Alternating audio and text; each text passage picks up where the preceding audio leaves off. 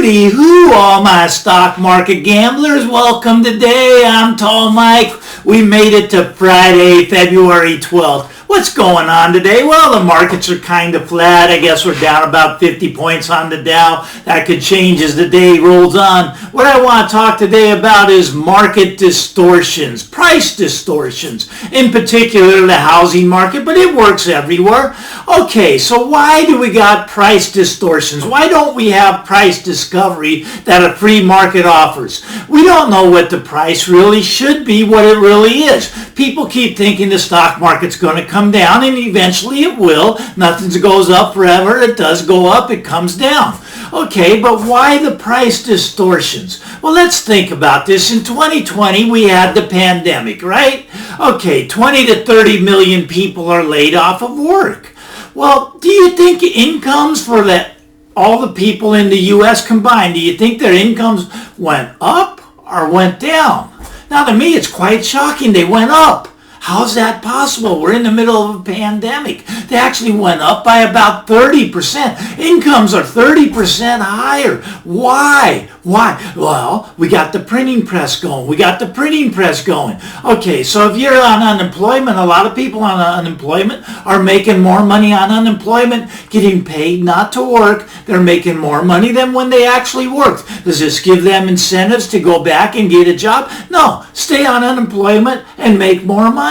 You know, this is what these distortions do. This is what happens when you put 3 trillion, 5 trillion into the markets. Now, okay, we're getting ready to push the button to get another 1.9 trillion into the market. Now, they call the stimulus package, not quantitative easing. But when you put this money into the market goes up. We're hitting new record high after new record high after new record high, but the economy's not doing anything. The economy's going down, down, down. It is not recovering. It's not rebounding. The only thing that's rebounding is our debt. Our debt is exploding higher. It's exploding higher, and what happens here? Okay, so let's talk about the income thing again. Okay, most people's income, a lot of people that aren't even working, their income's higher up. But wow, let's talk about some of the income that the hedge funds are making. Oh my goodness.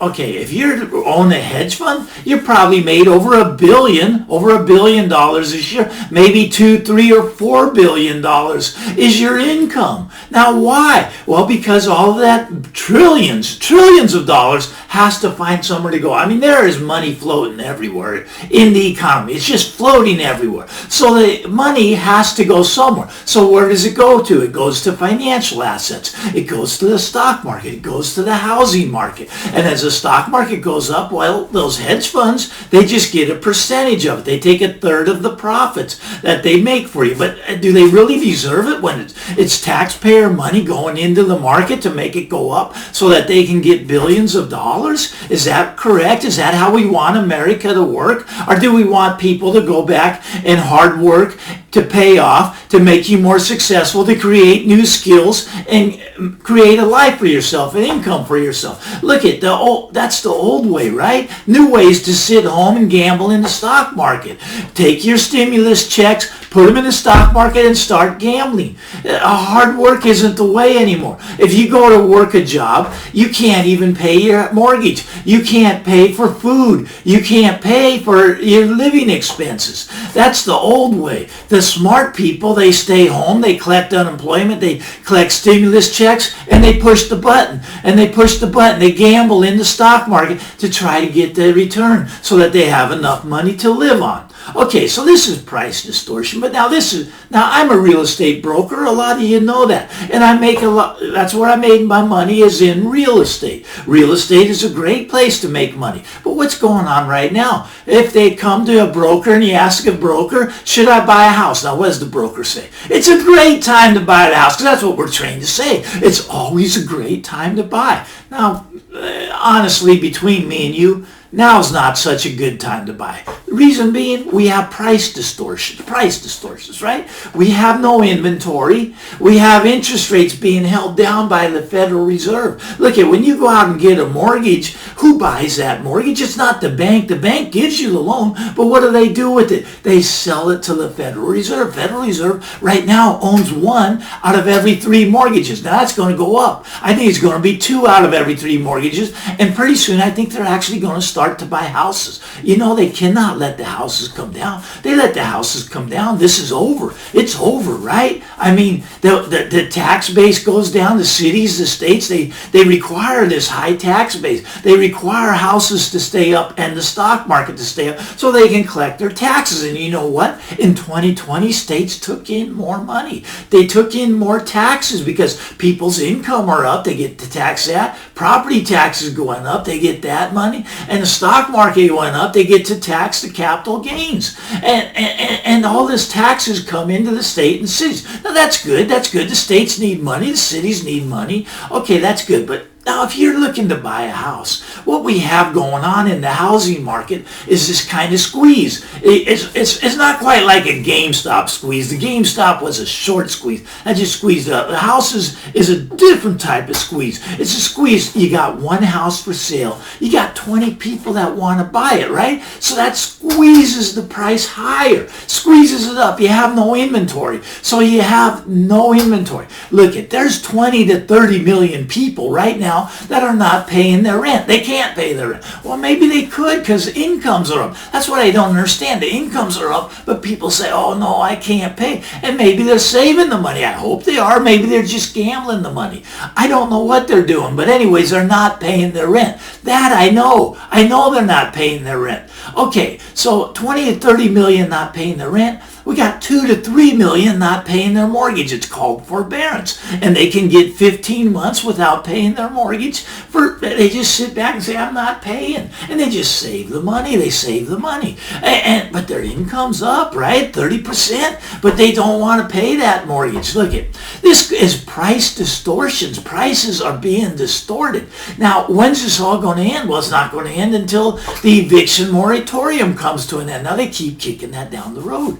Biden wants to kick it out till September. They probably get June. Okay, same with the eviction, the moratorium for the forbearance. The forbearance, probably going to kick it to June and maybe even as far out as September. Look, you don't have to pay. You don't have to pay. But what's this doing to homes? Well, homes aren't going onto the market. You know, this is, okay, here's a funny thing. Here's a funny thing. I know personally three landlords that have vacant properties. One has a vacant townhouse, another has a vacant house, another has 2 houses, and they won't rent them out. They will not rent them out. They're sitting vacant. Why? Why are they vacant? Well, because of the eviction moratorium. They don't want to put someone in there and then they don't get paid. So this is, look, they're not even putting these up for rent. So the supply is being constricted. And this is just me. I'm just one little broker here. I mean, think about all the properties around the world that landlords are holding on to and they won't rent them out because they don't want someone to move in and not pay. And they can stay there for 15 months for free. They don't want that. I can't blame them, but what it's doing, it's constricting the supply. Same with the houses for sale.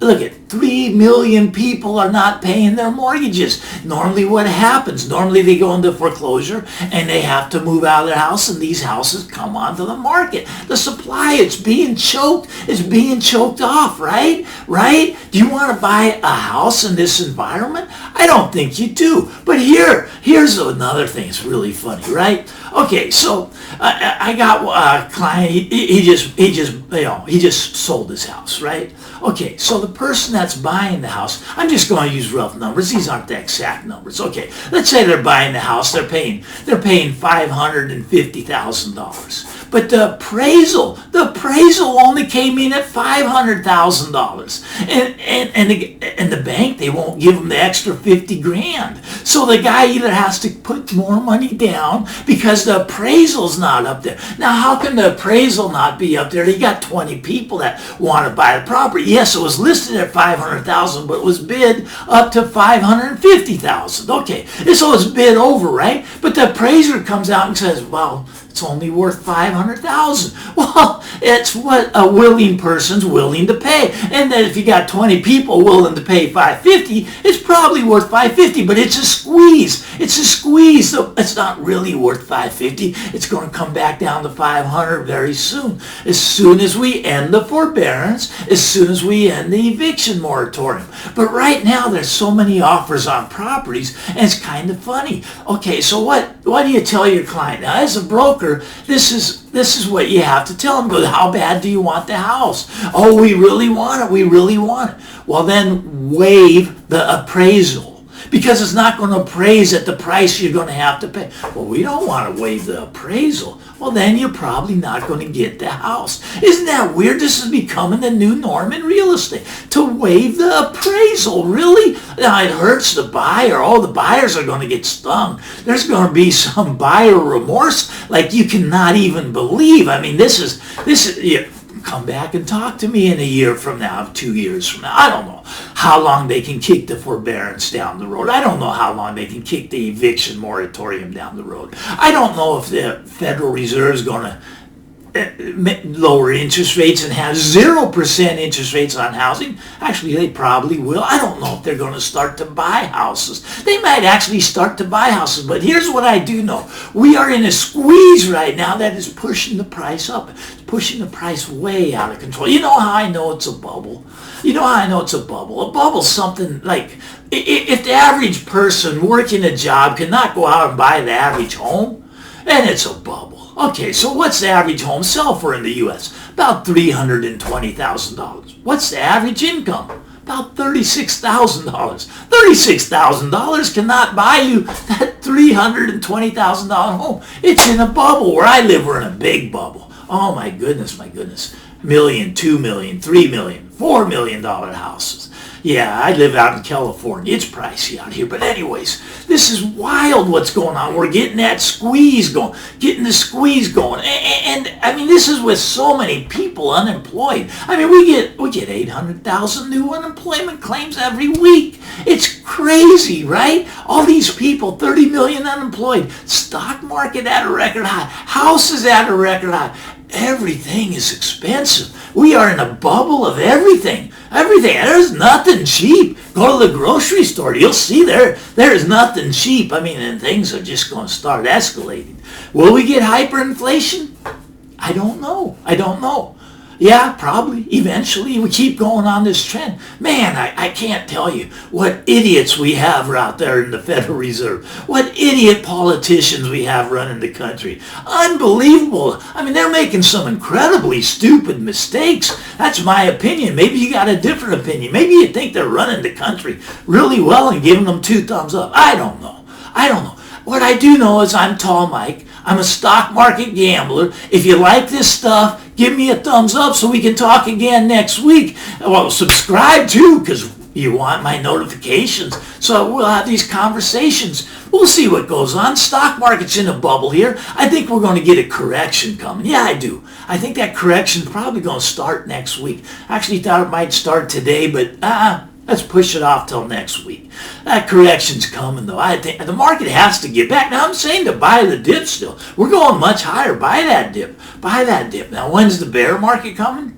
I'm calling summertime. Nobody knows for sure. I don't know for sure. I'm just guessing. But I'd say in summertime, we're going to hit a bear market soon. Haven't had a bear market in 12 years. And bear markets happen every 4 to 5 years. But right now, the Federal Reserve has in their brain, if we keep printing the money, we'll never have a bear market again.